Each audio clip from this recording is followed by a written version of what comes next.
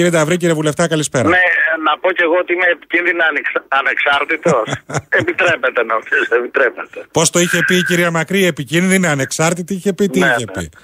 Τώρα... Εγώ είμαι επικίνδυνα ακόμα ανεξάρτητος Έλληνας. Ακόμα. Λοιπόν, εγώ οφείλω να διαβάσω, κύριε Νταβρή, οφείλω να διαβάσω καταρχήν, είναι πολύ μικρή, πολύ σύντομη, την δήλωση του Προέδρου των Ανεξαρτήτων Ελλήνων, του κυρίου Πάνου Καμένου, για να καταλάβουμε γιατί μιλάμε. Λέει, με ιδιαίτερα μεγάλη λύπη η κοινοβουλευτική ομάδα...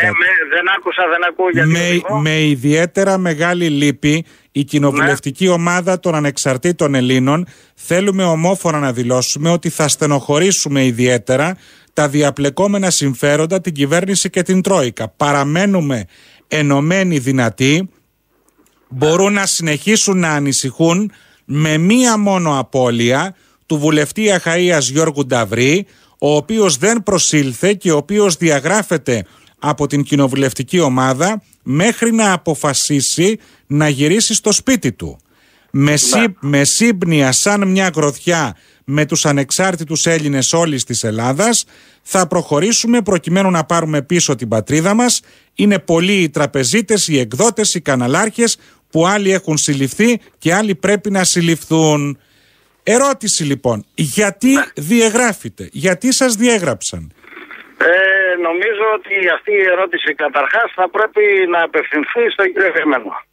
Όχι σε μένα. Γιατί εγώ δεν ξέρω τα... Από το ρεπορτάζ αυτό που έχω, κύριε Νταβρή, είναι γιατί αφενός στείλατε την επιστολή που στείλατε, κυρίως όμως ότι είσαστε αδικαιολογήτως απόν από την συνεδρίαση χθες του Εθνικού Συμβουλίου. Δεν προσήλθατε. Κοιτάξτε να σας πω, ήδη έχω κάνει μία δήλωση στο ΕΝΙΚΟΣ, γιατί τέτοιες ώρες που είναι χρειάζεται και κάποιο χιούμορ. Όντως, εγώ δεν ήμουν αδικαιολογήτως απόν, ήμουν δικαιολογημένος. Ήμουνα σε επίσημη αποστολή της Βουλής στον ΟΗΕ Πατρών, όπου ο ΟΗΕ είναι ο Οργανισμός Ημερήσεων Εκδρομών. Και εγώ τα παραστατικά μου θα τα καταθέσω μετά από έλεγχο. Αυτή τη δήλωση έκανα και ονόων νοήτο. Κοιτάξτε τώρα, επί της ουσίας θα δείτε το βίντεο το οποίο έχει να κάνει με τα υποβρύχια, γιατί ο κύριος Πρόεδρος μίλησε για διαπλεκόμενα. Εγώ το βράδυ που μιλάγαμε για τα υποβρύχια ως εισηγητής των Ανεξάρτητων Ελλήνων, ζήτησα 2 φορές από τον κύριο Αβραμόπουλο να φέρει το θέμα των εξοπλισμών και της διαπλοκής της ένοπλες δυνάμεις στην αρμόδια επιτροπή της Βουλής, και δεν είναι η πρώτη φορά που το έχω κάνει, το έχω κάνει άλλες 3 φορές στην αρμόδια επιτροπή.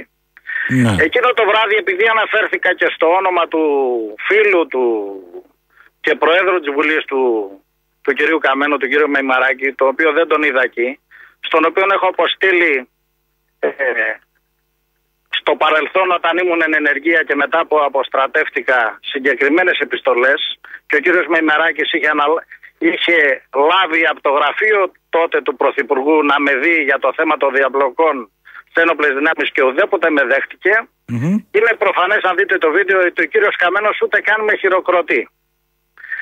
Λοιπόν, στη συνέχεια υπάρχει μία κατάσταση και ένα στέλεχος εντός εισαγωγικών, το οποίο με καλεί να παραδώσω τα γαλόνια μου και το ξύφος μου.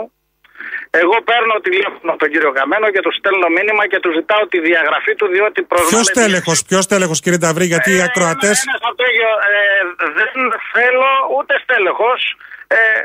Για μένα ούτε καν θέλω να αναφέρω το όνομά του. Βουλευτής είναι? Όχι. Ένας τέλεχος των Ανεξαρτήτων Ελλήνων. Του Εθνικού Συμβουλίου. Μάλιστα. Ζητάω λοιπόν από τον κύριο Καμένο, του στέλνω μήνυμα για τα δέοντα, ενημερώνω τον κύριο Γαλινό, και ο κύριος Πρόεδρος ούτε καν μου απαντά στο τηλέφωνο. Ούτε καν μου απαντά. Να πούμε ότι ο κύριος Γαλινός είναι ο Γενικός Διευθυντής του κόμματος, αν δεν κάνω λάθος. Ο κύριος Γαλινός μου απάντησε. Ο κύριος Καμένος δεν μου απάντησε. Ούτε στο τηλέφωνο του στέλνω μήνυμα, δεν μου απαντάει. Στη συνέχεια δημιουργήθηκαν και άλλα θέματα. Βρεθήκαμε οι βουλευτές, διότι υπάρχουν σοβαρότατα θέματα μέσα στους ανεξάρτητους Έλληνες, εννοώ άσκησης πολιτικής, και θα πω ένα που έχει να κάνει με αυτό που δήλωσε ο κύριος Καμένος, έχει να κάνει με το θέμα της διαπλοκής στη χώρα.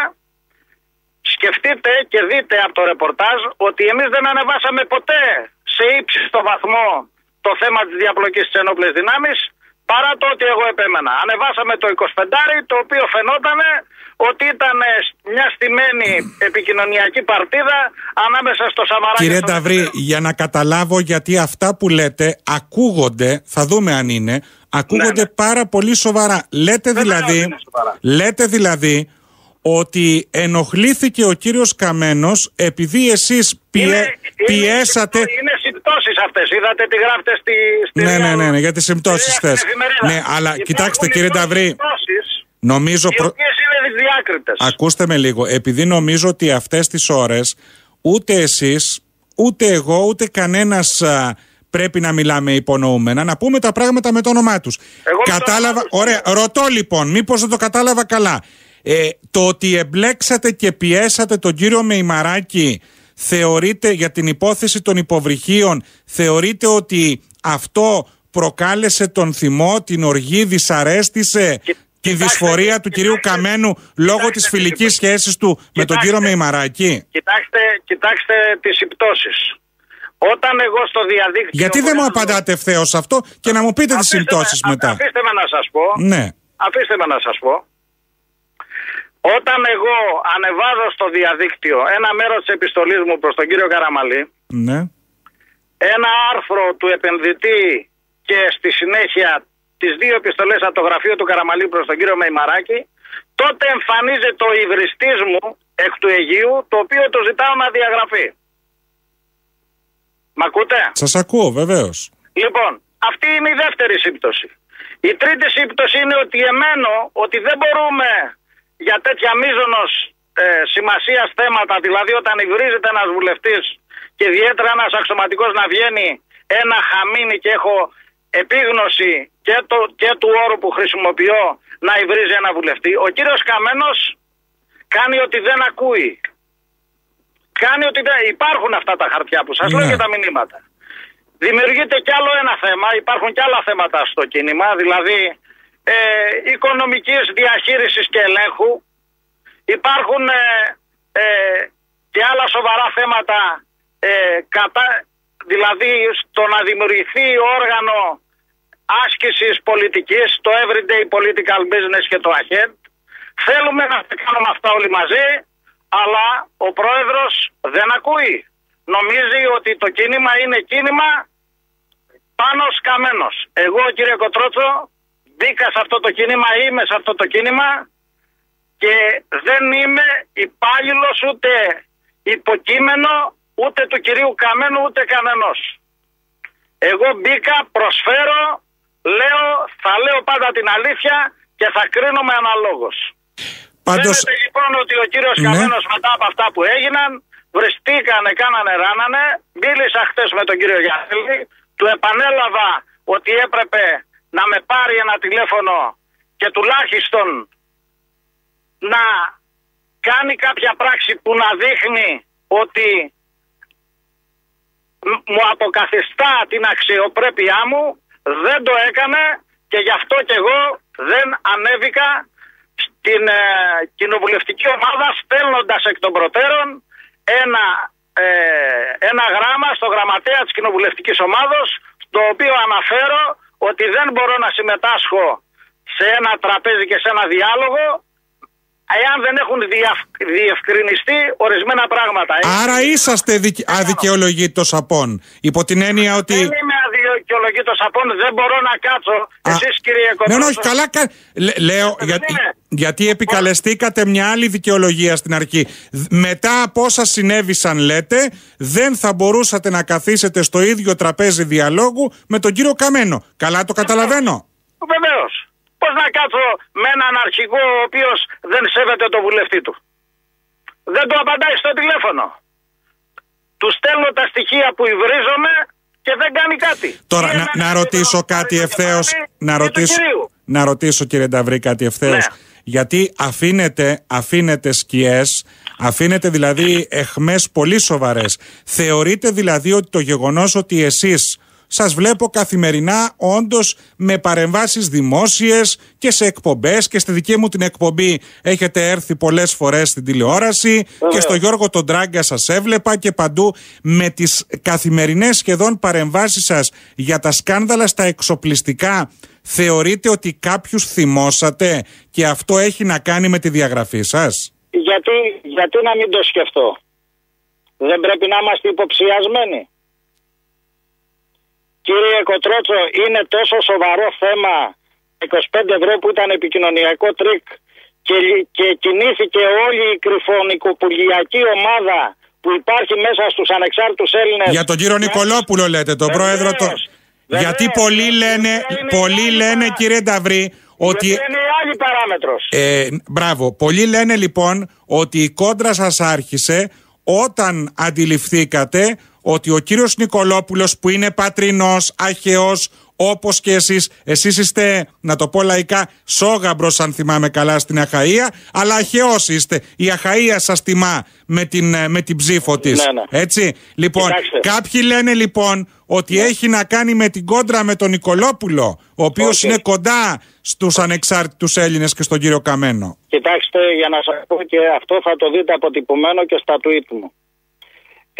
Η εισήγηση πρώτη να συμπεριληφθεί ο κύριος Νικολόπουλος και να έρθει στους ανεξάρτητους Έλληνες έχει γίνει στο γραφείο του κυρίου Καμένου με τον κύριο Ζώη τότε που ήταν ακόμα και από τον κύριο Γιαννάκη.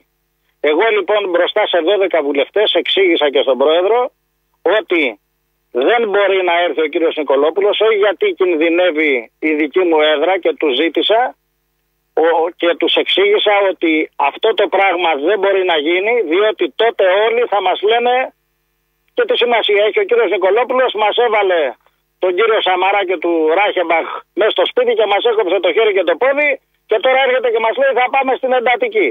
Για λόγους πολιτικής στρατηγικής είπα όχι, και μάλιστα δήλωσα ότι και στη Β' Φεγγαριού να βάλει ο κύριος Νικολόπουλος και να έρθει ο κύριος Καμένος να βάλει στην Πάτρα δεν θα βγει. Το θέμα δεν ήταν εκεί.